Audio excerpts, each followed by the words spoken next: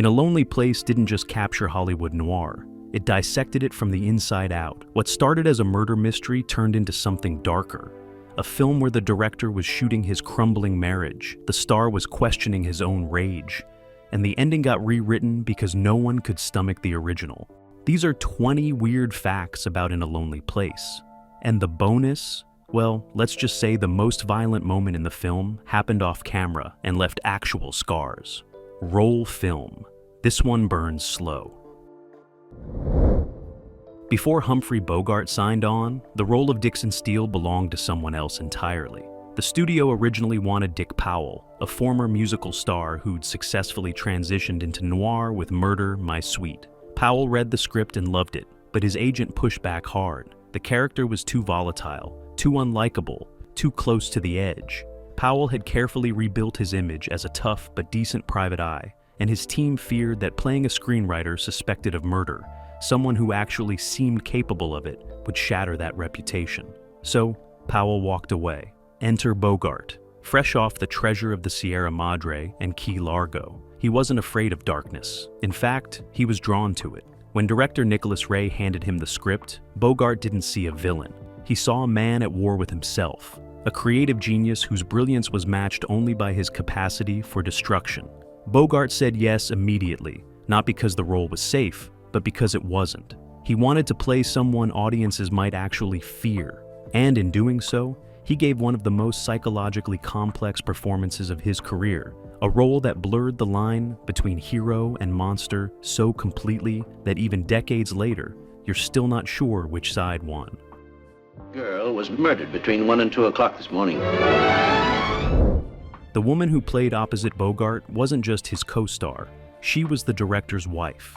Gloria Graham had married Nicholas Ray just 2 years earlier, and by the time In a Lonely Place started shooting, their marriage was already collapsing. Ray knew it, Graham knew it, and somehow, they decided to make a movie about it anyway. On paper, it sounds like a disaster. A director filming his estranged wife in a story about a relationship falling apart due to suspicion, jealousy, and fear. But Ray didn't run from the tension. He weaponized it. Every glance between Bogart and Graham carried real weight because behind the scenes, Graham was living with a man she no longer trusted. The love scenes felt fragile because they were. The arguments felt raw because the actors didn't have to reach for emotion. It was already there, simmering under every line. Ray later admitted he used the film as a kind of confession, a way to process what was happening in his own life without directly confronting it. He poured his guilt, his anger, his regret into every frame. And Graham, she didn't hold back either. She played Laurel Gray with a vulnerability so real, it's almost uncomfortable to watch. You can feel her pulling away, retreating emotionally, even as her character tries desperately to hold on. The result is one of the most emotionally honest performances in noir history, not despite the personal chaos, but because of it. The ending you see in the film is not the ending they shot first. In Dorothy B. Hughes' original novel, Dixon Steele is guilty. He's a charming psychopath who manipulates everyone around him and gets away with murder. Nicholas Ray filmed that version. He shot scenes where Steele's darkness fully consumed him, where the mask finally slipped and the truth was undeniable.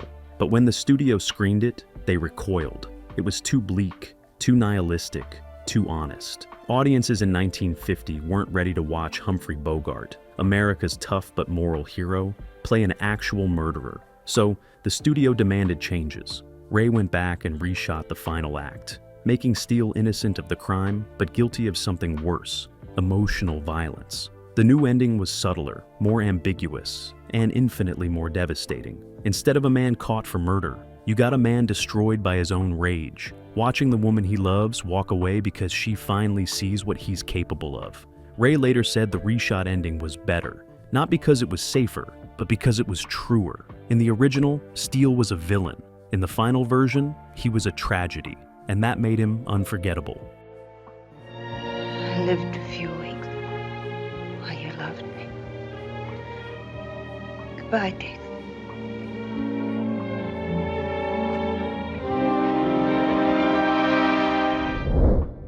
Humphrey Bogart didn't just play a violent man, he was becoming one. By 1950, Bogart's personal life was unraveling. His His marriage to Mayo Method had ended in spectacular fashion, fueled by alcohol, jealousy, and physical fights that made headlines. His new relationship with Lauren Bacall was supposed to be different, calmer, healthier, but the demons didn't disappear. On set, Bogart channeled everything he'd been through into Dixon Steele. The sudden outbursts, the simmering rage, the self-loathing. It wasn't method acting, it was memory. In one scene, Steele explodes at a driver who cuts him off, dragging the man out of his car and nearly beating him senseless. Bogart played it with such ferocity that the crew went silent. No one yelled cut, no one moved. They just watched, transfixed and a little scared. Later, Nicholas Ray pulled Bogart aside and asked where that came from. Bogart didn't answer. He just walked away. But those who knew him understood. He wasn't playing a character. He was exercising himself. And the performance that resulted was so raw, so unflinching, that it remains one of the most psychologically complex roles of the noir era. Bogart didn't hide from his darkness. He put it on screen and dared audiences to look away. Before. And a girl was killed, and because of that, I found what I was looking for. Gloria Graham was known for her beauty, but during In a Lonely Place, she was hiding something. Years earlier, Graham had undergone an experimental cosmetic procedure to reshape her upper lip, giving her that distinctive sultry look that became her trademark. But by 1950, the procedure was failing. The lip was swelling unevenly, causing pain and self-consciousness. She begged Nicholas Ray to shoot her from flattering angles, to use softer lighting, to keep close-ups to a minimum. Ray refused. He wanted the film to feel real, raw, unpolished. He shot Graham in harsh morning light, in tight close-ups that exposed every flaw, every flicker of doubt. At first, she hated it. She thought he was punishing her, using the camera to humiliate her, the way their marriage had humiliated them both. But when she saw the dailies, something shifted. The vulnerability she'd been trying to hide became the performance. Every moment of insecurity, every flash of fear, it was all there on her face, and it made Laurel Gray heartbreaking. Critics later praised Graham for her emotional transparency, calling it one of her finest performances. What they didn't know was that the transparency wasn't a choice, it was survival. She couldn't hide, so she didn't try. And in doing so, she created something unforgettable.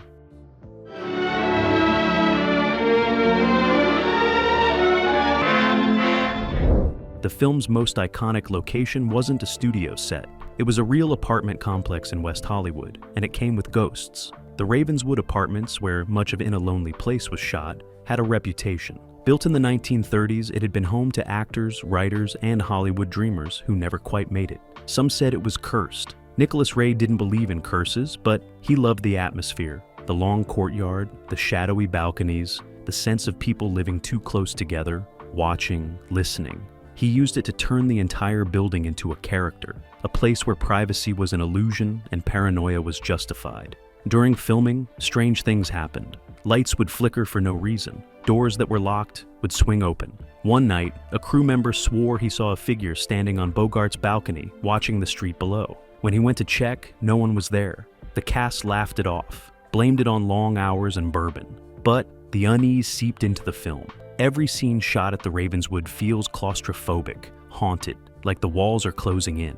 And maybe they were, because by the time filming wrapped, everyone was ready to leave. Not because the work was done, but because the building itself felt wrong. Years later, the Ravenswood would become infamous for something else. But on In a Lonely Place, it was just a location that refused to stay neutral. Humphrey Bogart and Gloria Graham had chemistry on screen, but off camera, they barely spoke. It wasn't personal animosity, it was something stranger. Bogart was famously loyal to his directors, and Nicholas Ray was his friend. But Ray's treatment of Graham, his own wife, made Bogart uncomfortable. He watched Ray push her, critique her, demand take after take, until she was exhausted and emotionally drained. Bogart didn't interfere, that wasn't his style. But he also didn't engage. Between scenes, he retreated to his trailer, played chess, drank coffee, and avoided the set unless cameras were rolling. Graham noticed. She interpreted his silence as indifference, maybe even disdain. So she kept her distance too. The result was a strange paradox. On camera, their connection was electric, intimate, heartbreaking. Off camera, they existed in separate worlds. Ray later said that distance actually helped the film. Laurel and Dix were supposed to be two lonely people trying desperately to connect, but unable to fully trust each other. The real-life disconnect between Bogart and Graham gave their scenes an authenticity that rehearsal never could. They weren't acting like two people falling in love. They were acting like two people trying to fall in love and failing. And that failure, that emotional gap, became the soul of the film. What's he doing here? With or without it. The script was written by Andrew Solt, but the best lines came from someone else. Bogart had a habit of rewriting dialogue on the fly, sharpening it, making it meaner, more honest. Nicholas Ray didn't stop him. In fact, he encouraged it. Some of the film's most quoted lines, the ones that cut deepest, were Bogart originals. "I was born when she kissed me. I died when she left me. I lived a few weeks while she loved me." That wasn't in the script. Bogart came up with it between takes, scribbled it on a napkin, and handed it to Ray. Ray read it, nodded, and told him to say it on camera. One take, no rehearsal, no second guessing. It became the emotional climax of the film. But Bogart's improvisations weren't always poetic. Some were brutal. In one scene, Dix verbally eviscerates a producer, calling him a coward, a hack, a man too terrified of failure to take a single risk. The words were so vicious that the actor playing the producer, Robert Warwick, looked genuinely hurt. After the take, Bogart walked over and apologized, but he didn't soften the line because the truth, ugly as it was, served the story. And in a Lonely Place, the truth was never pretty.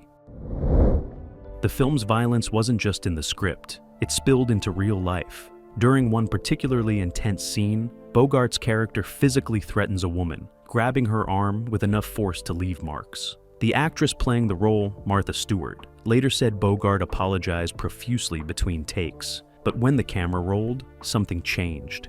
His grip tightened. His eyes went cold. It wasn't Bogart anymore. It was Dix Steele. And Dix didn't care about apologies. Stewart finished the scene, but she was shaken. She told Nicholas Ray she didn't want to do another take. Ray said they didn't need one. What they captured was too raw, too real to improve. The moment made it into the film, and audiences recoiled. They weren't watching movie violence. They were watching something uncomfortably authentic. Because In a Lonely Place didn't sanitize rage. It showed you what it looked like. When control slipped, when anger stopped being theatrical and started being terrifying. And Bogart, for all his off-camera kindness, understood that darkness intimately. He didn't have to pretend. He just had to remember. By the time they reached the halfway point, the production was falling apart. Nicholas Ray's marriage to Gloria Graham was disintegrating in real time. They'd stopped speaking except through assistance. Ray would give Graham direction through the cinematographer. She'd respond by doing the opposite. The tension was suffocating. Cast and crew took sides. Some supported Ray, calling Graham difficult and unprofessional. Others defended her, pointing out that Ray was using the film to publicly humiliate his wife. Bogart stayed neutral, but privately, he was miserable. He later admitted, In a Lonely Place was one of the hardest shoots of his career, not because of the role, but because of the atmosphere. Every day felt like walking into a war zone, and yet somehow, the film kept getting better. The dysfunction, the heartbreak, the barely concealed hostility, it all bled into the performances. What you see on screen isn't acting, it's survival. Two people trying to make art while their lives crumble around them. And the result is one of the most emotionally devastating films ever made. Not despite the chaos, but because of it. The film's most chilling moment almost didn't happen.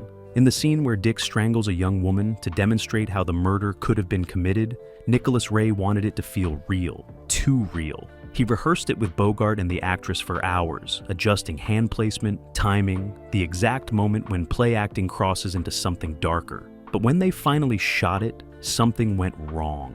Bogart's hands tightened too much. The actress, whose name was never prominently credited, started to panic. Her eyes went wide. She couldn't breathe.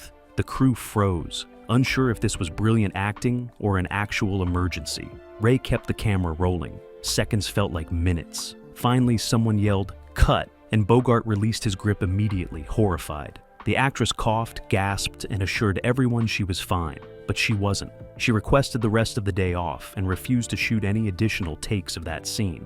Ray reviewed the footage and realized they had what they needed. The terror in her eyes wasn't performed. It was real, and that authenticity made the scene unbearable to watch in the best possible way. Because In a Lonely Place understood something most films didn't. Violence isn't exciting, it's horrifying, and the closer you get to it, the more you want to look away. That scene became a masterclass in restraint and terror, not because of what it showed, but because of what it made you feel. Unsafe, complicit, trapped.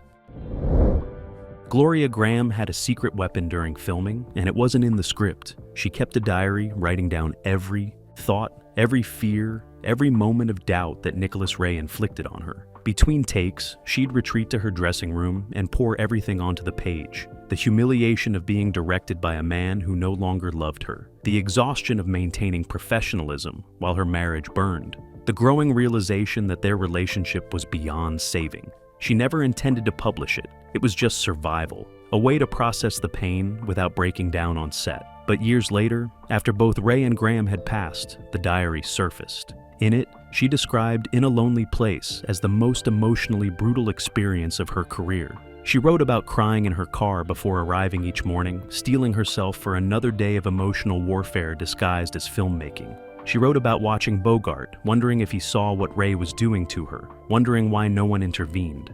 And she wrote about the final scene, the one where Laurel leaves Dix forever, calling it the most honest moment she ever played because she wasn't acting. She was leaving, not just the character, but the man behind the camera. The diary revealed what audiences had always sensed. In a Lonely Place wasn't fiction.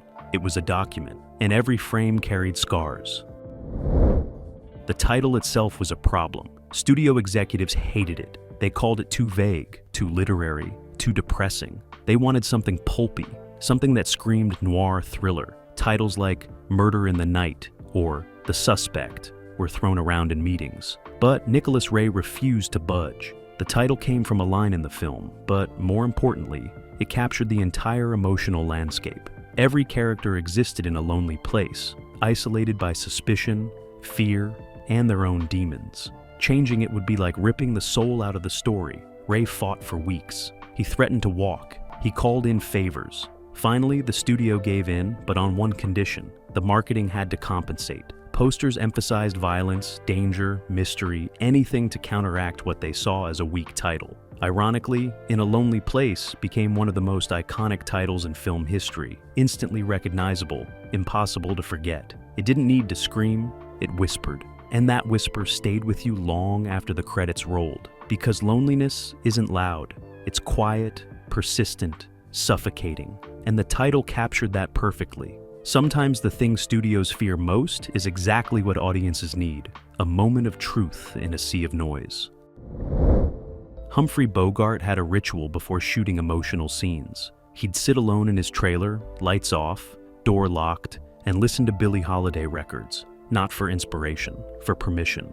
Permission to feel things he usually kept buried. On the set of In a Lonely Place, he listened to Good Morning Heartache on repeat. The crew knew not to disturb him during these moments. When Bogart emerged, he'd walk straight to his mark, no warm-up, no small talk, and deliver performances that left everyone shaken. Nicholas Ray called it conjuring. Bogart wasn't acting in those scenes. He was channeling something real, something painful, something he carried with him always, but rarely let surface. After particularly intense takes, Bogart would walk off set without a word, disappear for 20 minutes, then return as if nothing had happened. No one asked where he went. They understood. Some performances cost more than others, and In a Lonely Place demanded everything. Years later, Lauren Bacall said Bogart never fully shook that role. He'd wake up at night, muttering lines from the film, trapped in Dick Steele's rage even in sleep. She'd touch his shoulder, bring him back. But part of him stayed in that lonely place. And maybe that's why the performance still resonates. Because Bogart didn't just play Dixon Steele, he became him, and it changed him in ways that never fully healed. The film's most devastating line wasn't written for the scene where it appeared. I was born when she kissed me. I died when she left me. I lived a few weeks while she loved me. It was originally scribbled by Bogart for a different moment, a quieter scene early in the film. But when they shot the final confrontation, Nicholas Ray asked Bogart to try it there instead. Bogart hesitated. He thought it would be too much, too on the nose.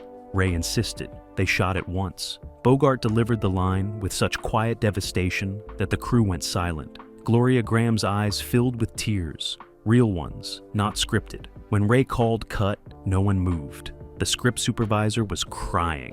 The cinematographer had to step away. They all knew they'd just witnessed something unrepeatable. Ray later admitted he almost didn't use it because it made the ending too painful. Audiences would leave gutted, but that was the point. In a Lonely Place wasn't about escape. It was about facing the truth that love, real love, sometimes isn't enough. That you can be born, live, and die, all in the span of a relationship. And when it ends, you're left with nothing but the ghost of those few perfect weeks when everything made sense. During the final week of shooting, Gloria Graham stopped coming to set on time. She'd arrive hours late, makeup smudged, eyes red. Nicholas Ray would erupt, accusing her of unprofessionalism, of sabotaging the film. She'd say nothing, just walk to her mark and deliver performances that somehow got better the worse things became. The truth, which came out years later, was that Graham was leaving Ray, not just emotionally, physically. She'd moved out of their home and was staying with friends, trying to figure out how to end a marriage to a man she still had to work with every single day. The exhaustion on screen wasn't acting, it was real. The fear in her eyes when she looked at Bogart's character wasn't fear of Dick Steele. It was fear of what would happen when filming ended and she had to face Nicholas Ray without cameras protecting her. The film's production became a countdown, each scene bringing her closer to freedom. And when they finally wrapped, Graham walked off set, got in her car, and didn't look back. She and Ray divorced shortly after. He later said, "In a Lonely Place destroyed their marriage." She corrected him, "Their marriage destroyed In a Lonely Place." And maybe they were both right. Number 17. The film bombed at the box office. Despite Bogart's star power, despite critical praise, audiences stayed away. They wanted their noir heroes tough but redeemable. They wanted their Bogart dangerous but ultimately good. In a Lonely Place offered something else. A man destroyed by his own demons. A relationship that couldn't survive suspicion. An ending that offered no catharsis. Preview cards were brutal. Too depressing? Where's the action? Hated the ending? Columbia Pictures panicked and pulled marketing support. The film disappeared from theaters within weeks. Bogart was furious, not at audiences, but at the studio for misunderstanding what they had made. Nicholas Ray retreated into alcohol, convinced his most personal work had been rejected.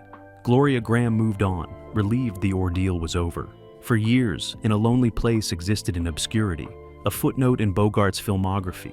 Then something strange happened. Film critics rediscovered it. Academics started teaching it, festivals screened it, and slowly, its reputation transformed. What 1950s audiences rejected as too dark, later generations embraced as honest. The film that failed commercially became required viewing for anyone studying noir, anyone interested in how cinema can capture psychological truth. Sometimes the movies that bomb aren't failures. They're just early. Decades ahead of the audience they deserved. Years after the film's release, Nicholas Ray gave a rare interview about In a Lonely Place. He admitted something shocking. He'd used the film to punish Gloria Graham. Not consciously, not maliciously, but through every directorial choice that exposed her vulnerability, every scene that pushed her past her emotional limits. He called it his greatest shame and his finest work. Because the cruelty, the emotional manipulation, it served the story. Laurel Gray needed to feel trapped, suffocated by suspicion and fear. And Graham didn't have to act those feelings. She lived them. Ray said he watched the film only once after its release, then never again. He couldn't. Every frame reminded him of what he'd done, not just to his marriage, but to someone he'd once loved. The interviewer asked if he regretted making the film. Ray paused, then said no. Because art demands sacrifice, and sometimes the artist isn't the only one who bleeds. The admission was startling in its honesty. Most directors mythologize their process, hide the ugliness behind talk of collaboration and vision. Ray did the opposite. He confessed. And in doing so, he revealed what In a Lonely Place truly was.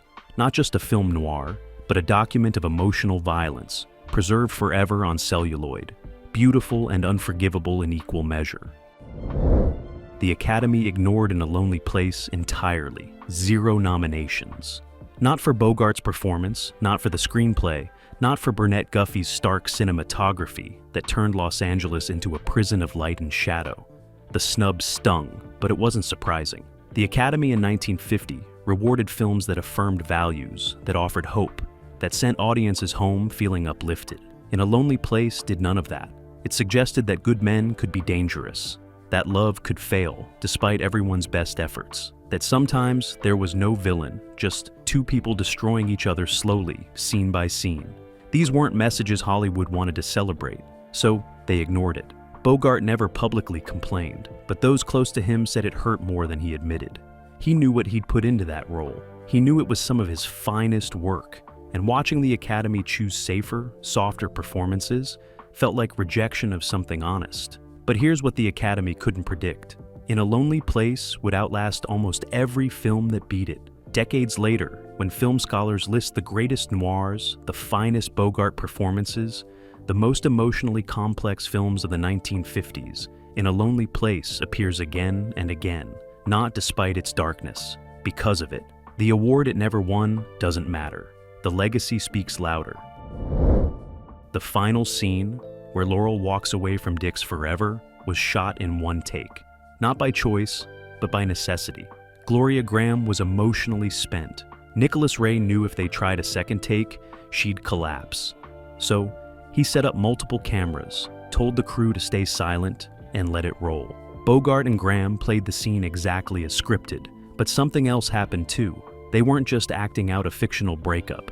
They were acknowledging everything that had broken behind the scenes.